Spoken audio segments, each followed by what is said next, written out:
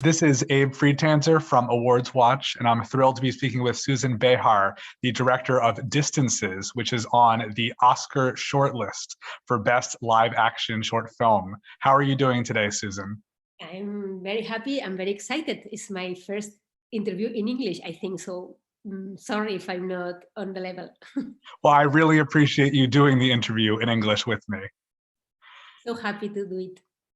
Your film, I really liked your film. I think it starts in a certain way. You don't know exactly what's going to happen, but it has a really nice, positive message. What was the inspiration for this story?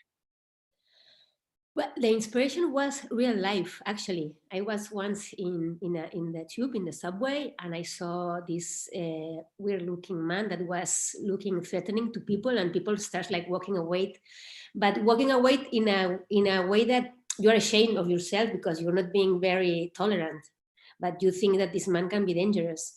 And I started to fantasize with this situation, and this beautiful story came out.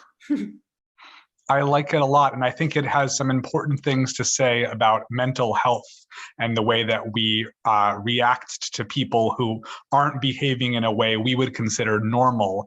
And I think you see that in your film with how everybody moves away, and there's one person who just sort of comes up and decides to be very open and honest. Was that person based on someone you know? Yes, totally. Actually, when I saw this man, I started to thinking, what would happen if someone approached him in a normal way, like not judging him? And I thought, I have this friend that she would totally do that because she's very kind, and she's very sometimes not crazy in a crazy ways, temerary. Temerary is a English word also. So what is the word? Temerary, like she's not aware of the danger because she goes with the heart front before the head, no?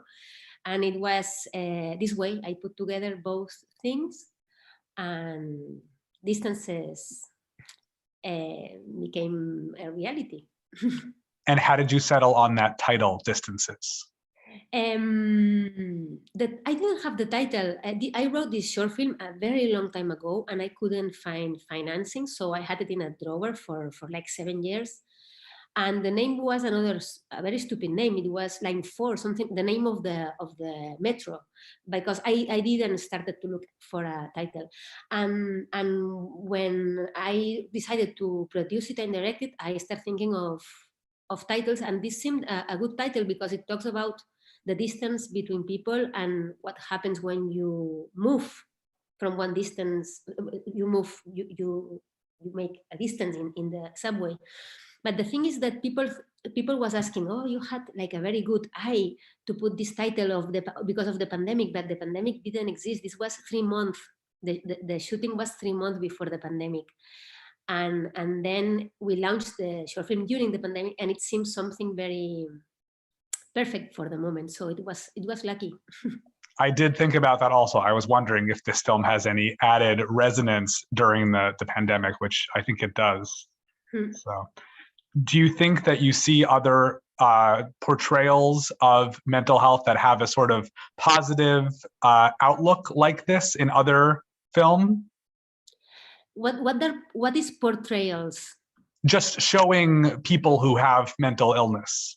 Well, in feature films now I'm not thinking of anything, but recently I was in a film festival about mental health, and I saw amazing works. I cried and I laughed, and I came out with my heart like this.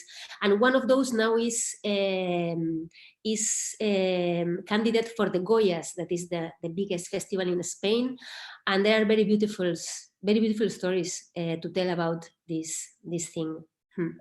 Of course. Because I think that you can only connect with people with mental health through love and a bit of innocence. So these movies usually have these ingredients that make them so beautiful to watch. Absolutely. Thank you so much for making this film, and thank you for talking with me today, and good luck in the Oscar race. Oh, thank you. But you have to tell me, what do you think? Do you think that we have chances or what?